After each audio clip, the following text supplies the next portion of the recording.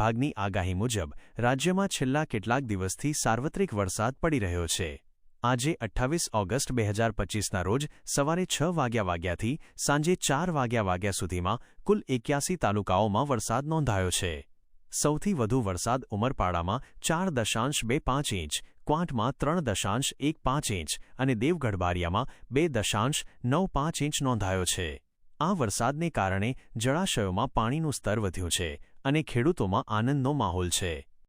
આગામી દિવસો માટેની આગાહી 28 ઓગસ્ટ 2025 ભારે વરસાદ અરવલ્લી, મહીસાગર, દાહોદ, પંચમહાલ, વડોદરા, છોટા ઉદેપુર, નર્મદા, ભરૂચ, સુરત, તાપી, નવસારી, ડાંગ અને વલસાડ જિલ્લાઓમાં ભારે વરસાદની શક્યતા છે।